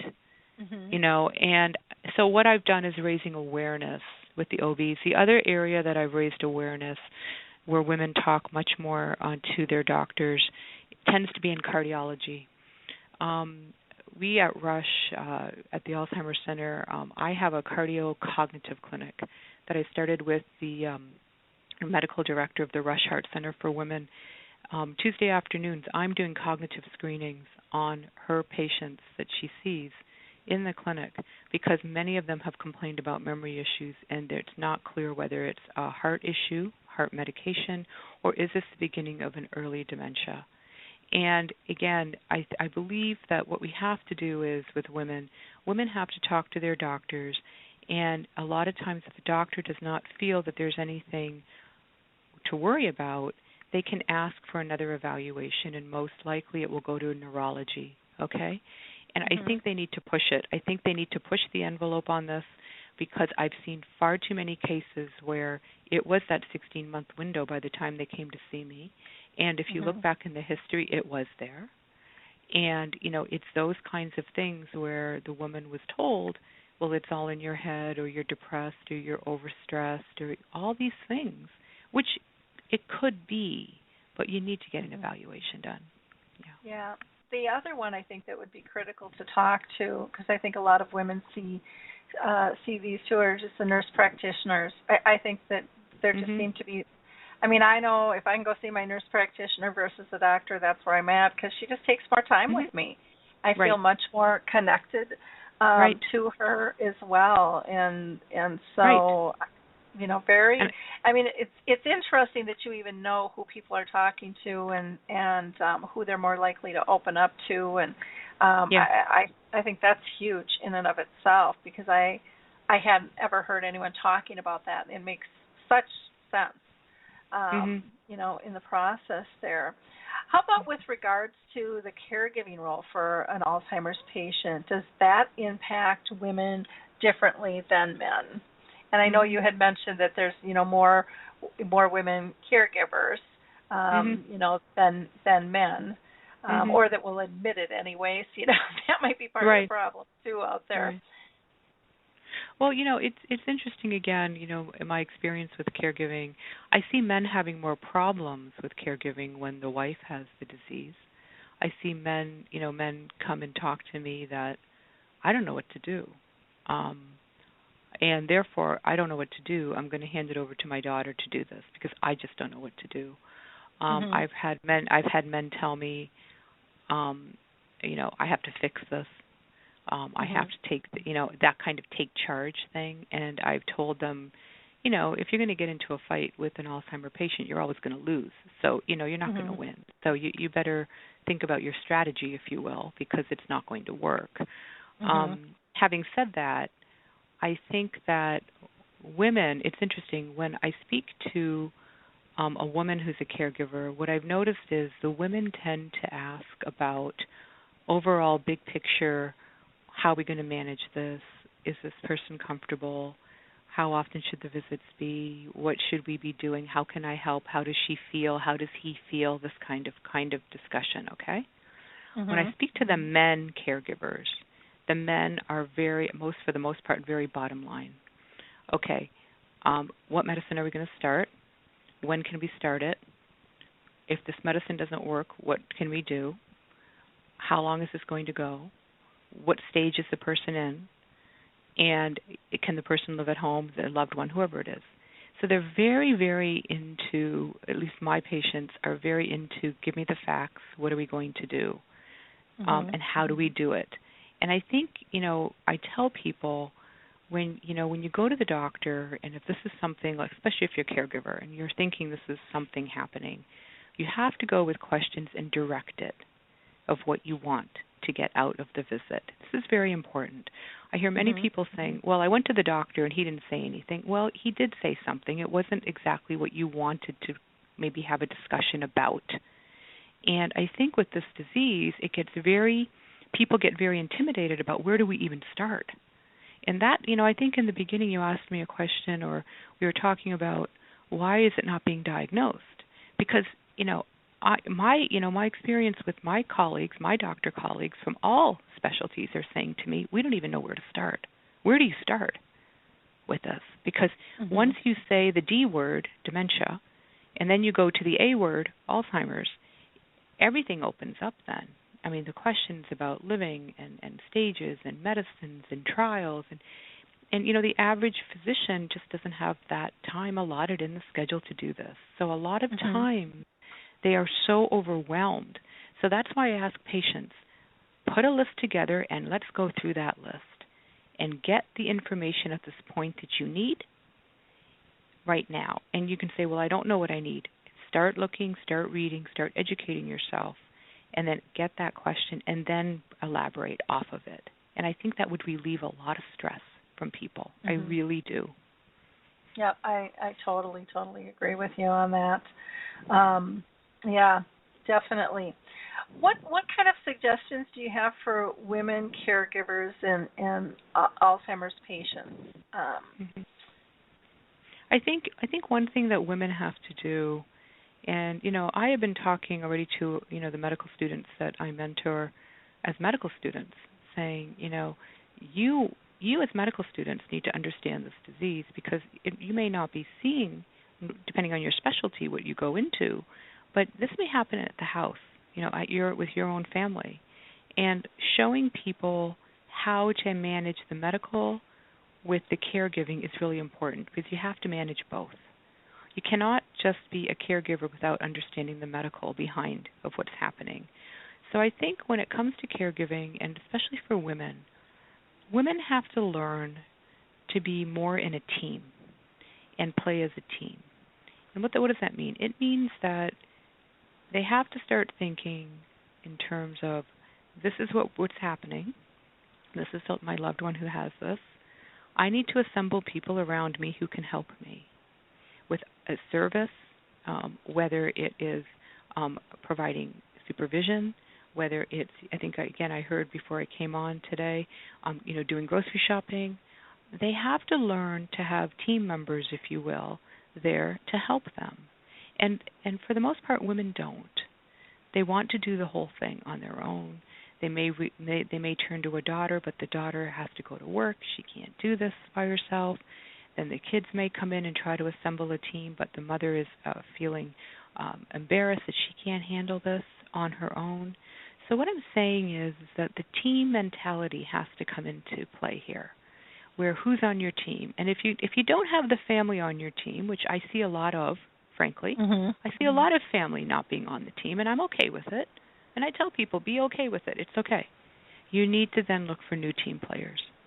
And you need to get new people on your team. And where does that come from? Social services, sometimes support groups, okay? Other resources.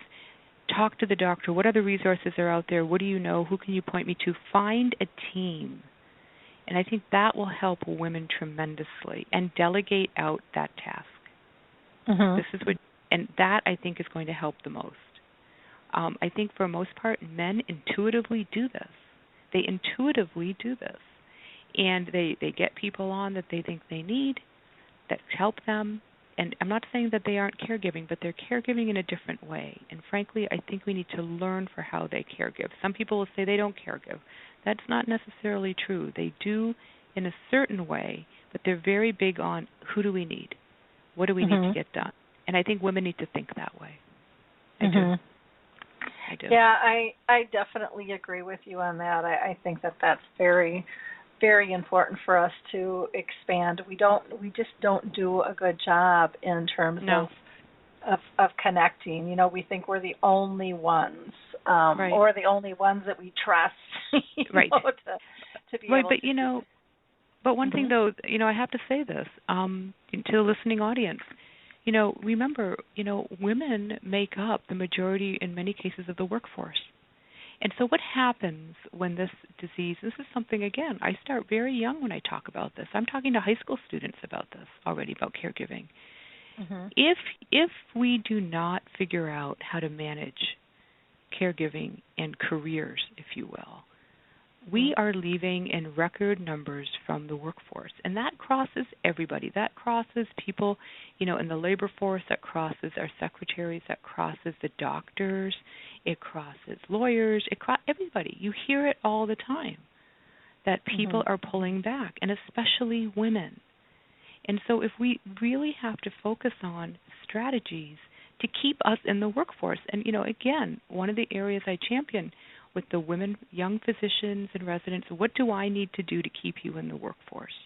How can we help you to keep you in the workforce? Because what's happening is people are pulling out. And that's not just pulling out and for caregiving. That is an equity issue. That is a financial issue. That is affecting many, many, many different things. And I think it has to do with taking on too much, not being able to sit there and say, oh my gosh, I'm going off the rails, I need to do something, I'm going to pull back. And I think that's the bigger discussion that has to happen as we talk also about caregiving. So my question always is to my women caregivers, especially the young ones, what do I need to do to keep you working? How can we help? And they are very receptive to that, because working is also therapy for them in many cases. It really is. Yep. Well, that makes a lot of sense. What do you have any last thoughts? I can't believe we've got about 10 minutes left on the show, and I just want to give you enough time to be able to wrap up. And I also want to pull in Harry Urban, who actually is on the show with us, and Harry has dementia, to get his thoughts about some of the comments that you've made as well. So. But any last comments that you have, or? Well, yeah, one comment I do want to bring up, as we talked about sex and gender differences, I think we really need to start talking much more about, racial and ethnic diversity of this disease. And I say that not just as a neurologist who sees people in clinics, but I'm in the field. I do home visits for our studies. I'm in really Chicago's racially diverse neighborhoods. This disease impacts different cultures in some ways very differently, okay?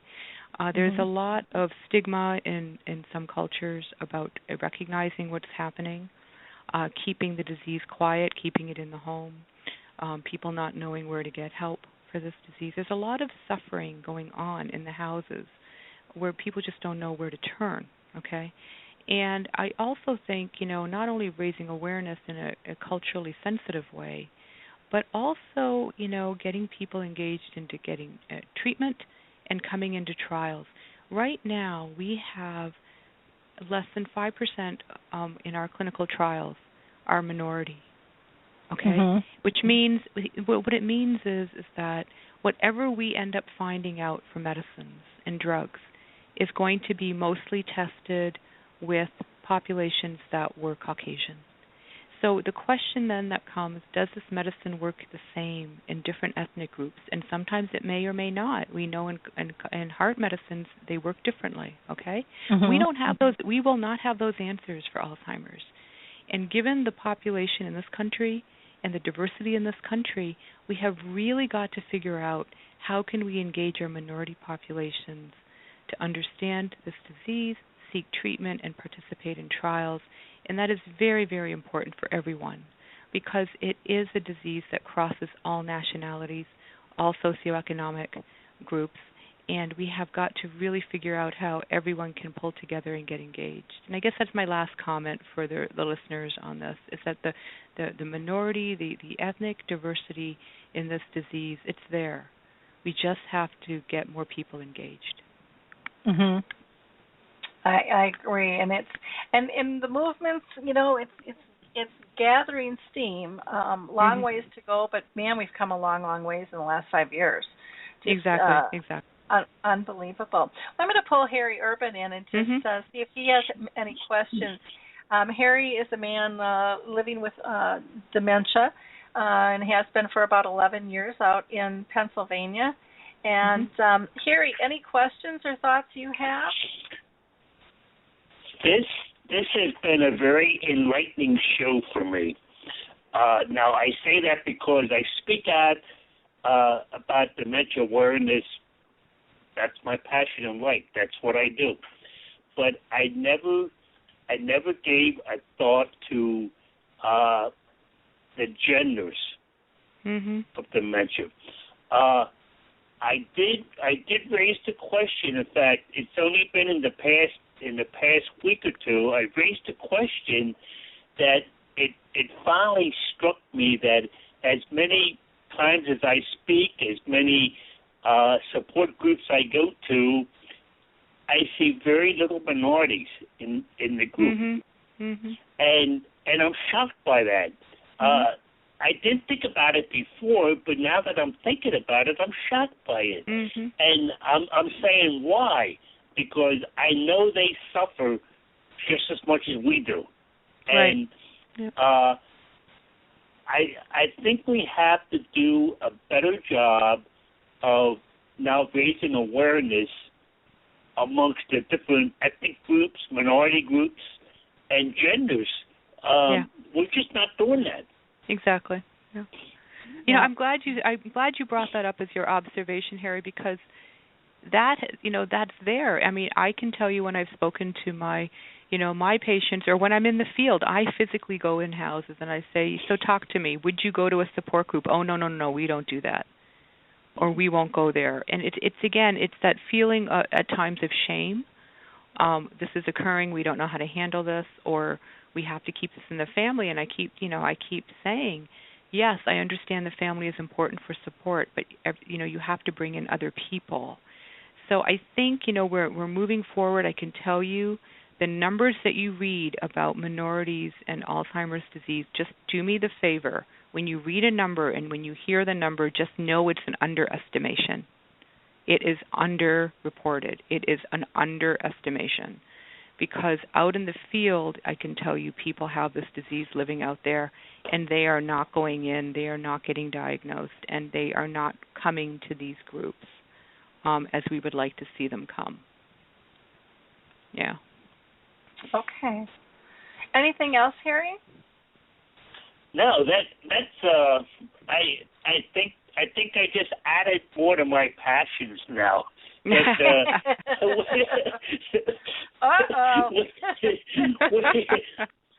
have so much work yet to do. Oh yeah. Well, all right. Well, Keep trooping, Harry. Keep going out there for me. Keep going out there. Thank you. Yeah.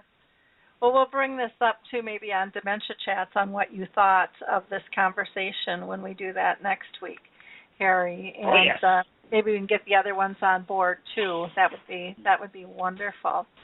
So thank you so much, Harry, for participating in the show. Your insights are always very interesting. And Dr. Neelum Aggarwal, I'm going to say it wrong again. I don't know why. You can just say Dr. A. Yeah, you can say Dr. A. That's what everybody says. Dr. A. It's just like this is not that tough of a name. But I think when I'm wanting to say it right, then I screw it up. Yeah. when I make a point of it. Anyways, I appreciate you being on the show. This is a fascinating conversation and wonderful information for people to have. And again, people can go to DontForgetAlzheimers.com, just as it sounds, no apostrophe though, www.DontForgetAlzheimers.com, or you can go to AlzheimersChicago.com to be able to get more information on Alzheimer's clinical trials. It's a very easy webpage to maneuver. There's a survey that you can take to find out if you qualify or not, very simply. And so, again, thank you both so much for being with us today and all you're doing to change the face of Alzheimer's disease. You have a great week. And okay. I would love to have you back on the show another time. You just were really just full of such wonderful information. Really appreciate it. Oh, well, you're very welcome. You're very welcome. Oh. Thank you for inviting me. Thank you. To wrap up the show, I just want to, again, give a shout-out to Pieces of the Past Puzzles, who was our first guest, or you can go to Portrait Puzzles as well. And again, check out that clinical trial at DontForgetAlzheimers.com. We're never going to find a cure if we don't have people step up to the plate on this, and it's just such an important piece. You really have the chance to help families battle this disease by participating in reshaping Alzheimer's treatments, and you can do this at a no-cost participation. And so again, check out DontForgetAlzheimers.com. Next show is going to be next week. We're going to have Lori Shearer with us with Dementia Days, who is living with dementia. She's going to have some great insights. I have just heard raves about her, and I actually can't wait to have her on the show and talk. And if you haven't read the article by Truthful Living Kindness on the blog, she talks about time and energy that is consumed when you have dementia symptoms, how overwhelming things can be.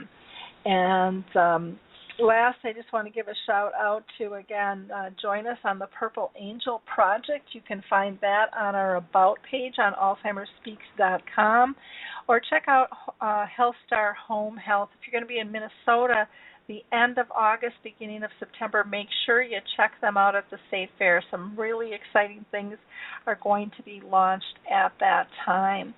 So we will see you next week. In the meantime, just have a blessed time.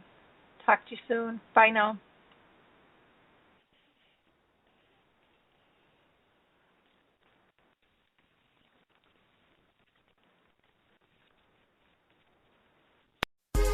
Hi, this is Suzanne Newman, host of the Answers for Elders podcast and radio show. We are the North Star that guides you through the complicated journey of senior care with trusted experts in money, law, living solutions, and more. So join us on this station, your favorite podcast channel, or just go to AnswersForElders.com. Meet the Wayshowers who will help your journey go a lot easier.